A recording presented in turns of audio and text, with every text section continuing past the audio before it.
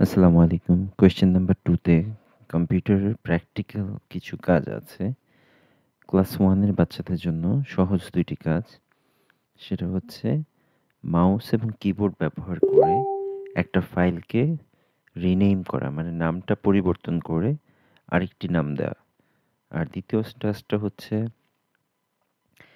Mouse ব্যবহার করে একটা ফাইলের প্রপার্টিজ দেখা।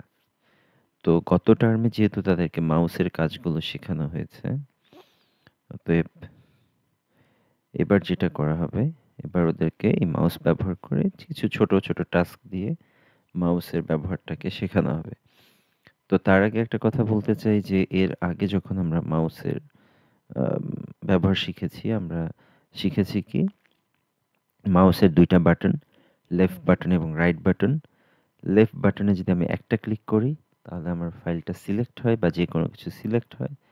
আমি যদি ডাবল ক্লিক করি, তাহলে ফাইলটা ওপেন হয় এবং left button one click to select, left button double click to open। এবং আমি যদি মাউসের রাইট বাটন ক্লিক করি, তাহলে আমি অপশনগুলো দেখতে পাই। ওই ফাইল বা খালি জায়গায় যে অপশনগুলো আছে যা আমি করতে পারবো, এই সবকিছুই দেখা যায়। তাহলে এখানে মাউসের রাইট বাটন ক্লিক করলে আমি অপশনগুলো পাবো সবকিছু এই ফাইলের। তো যেহেতু আমার ১ম টাস্ক হচ্ছে show how to rename a file using mouse button and keyboard।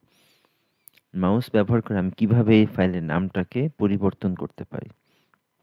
যেহেতু আমি এই ফাইলটার নাম পরিবর্তন করব, তাহলে ১ম যে কাজটা হবে আমার মাউসটাকে ওই ফাইলের উপর নিয়ে যাওয়া। নেওয়ার পর আমি এখন যেটা করব, আমি রাইট বাটন ক্লিক করব। কেন? কারণ মাউসের রাইট বাটনে যদি আমি ক্লিক করি তাহলে আমি অপশনগুলো দেখতে পাবো। তো রাইট বাটন ক্লিক করলাম। এখন দেখা যাবে কি অনেকগুলো অপশন আছে এই ফাইলটার মধ্যে কাজ করার জন্য। তো সর্বশেষ অপশনের আগের যে অপশনটা, এটার নাম হচ্ছে রিনেম। এই যে RENAME, রিনেম। তো রিনেমে ক্লিক করার পর আমার কি হবে, এটা নতুন নাম দেওয়ার জন্য রেডি হয়ে গেছে। রিনেম মানে নতুন করে নাম দেয়া। আমি এখানে ছোট্ট একটা নাম দিব। যত ছোট নাম দেব তত আমার জন্য লিখতে সুবিধা। ধরেন আপনি এটার নাম দিলেন হচ্ছে ব্লু। তাহলে কিবোর্ডের বাটনগুলো থেকে BLUE, ব্লু দিতে পারেন। আপনি দিলেন রেড। আপনি কি করতে পারেন? কিবোর্ডের বাটন থেকে RED, এই ৩ টা চাপ দিবেন, রেড হয়ে গেল। এই টাইপ করা শেষ হওয়ার পর এখন আমাকে যেটা করতে হবে, আমাকে মাউসটাকে নিয়ে একটা খালি জায়গায়, এই জায়গায় না, এই লেখার উপরে না, অন্য কোনো জায়গায় আমাকে একটা ক্লিক করতে হবে। করলেই কি হবে? মানে মাউসের লেফট বাটনে একটা ক্লিক করতে হবে। করলে কি হবে? এই লেখাটা সেট হয়ে যাবে। আর যদি আমি বলি যে না, আমি ক্লিক করব না, তাহলে আরেকটা অপশন হচ্ছে আমাকে কিবোর্ডের এন্টার চাপ দিতে হবে। এন্টার চাপ দিলে এটার নামটা সেট হয়ে যাবে। তো এভাবে আমি একটা ফাইলের নাম দিতে পারি, নতুন একটা নাম দিতে পারি। এখন ২য় যে টাস্কটা আছে সেটা হচ্ছে show how to see the properties of a file using mouse button। তাহলে আমি কি একটা ফাইলের প্রপার্টিজ দেখতে পারবো। প্রপার্টিজ মানে একটা ফাইলের মধ্যে কি, কি আছে, এটার সাইজ কত, এটার নাম কি, এটা কোথায় আছে ফাইলটা কম্পিউটারে, এবং এটার কবে তৈরি করা হয়েছে, কবে ওপেন করা হয়েছে। এ সোজা কথা, আমি ফাইলটার সমস্ত বৈশিষ্ট্যগুলো, সমস্ত জিনিসগুলো, যে which things in the file has, ফাইলের কাছে কি, কি আছে, কি বিষয় তার, মানে কি, কি বিষয়ের মধ্যে আছে, এগুলো আমি দেখতে পারবো। তো এটা একদমই সহজ কাজ। এটার জন্য আপনি যেটা করতে হবে, যেই ফাইলটা আপনি দেখবেন, ওই ফাইলটার উপর রাইট বাটনটা ক্লিক করতে হবে মাউসটা নিয়ে গিয়ে। কেন? কারণ আমরা রাইট বাটন ক্লিক করলে আমরা অপশনগুলো পাই। এই ফাইলের যত অপশন আছে, দেখা যাবে একদম লাস্ট পার্টে প্রপার্টিজ নামে একটা অপশন আছে।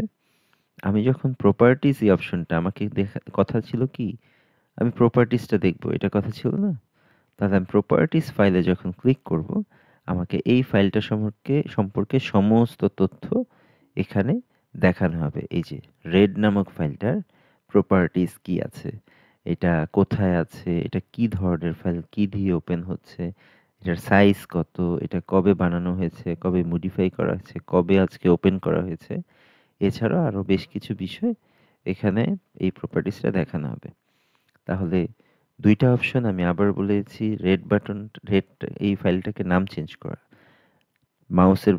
মাউস কার্সরটা এটার উপরে রেখে মাউসের right button to see the option নিয়ে আমি রিনেমে ক্লিক করে এটাকে নতুন নাম দিতে পারি। দেওয়ার পর আমি বাইরে মাউসটাকে অন্য খালি জায়গায় যেকোনো জায়গায় যদি ক্লিক করি এই নামটা সেট হয়ে যাবে। আর প্রপার্টিস দেখার জন্য আবারও এই ফাইলটা পড়ে নিয়ে রাইট বাটন ক্লিক করলে একদম নিচে এই প্রপার্টিস অপশনটা দেখতে পাবো। এটাতে ক্লিক করলে আমাকে এই ফাইলের প্রপার্টিস দেখানো হবে। খুব সিম্পল ২ টা টাস্ক। যেকোনো একটা যদি পরীক্ষা আসতে পারে এবং যে কাজটা আসবে সেটা করলেই সম্পূর্ণ নাম্বার পেয়ে যাবে। ধন্যবাদ।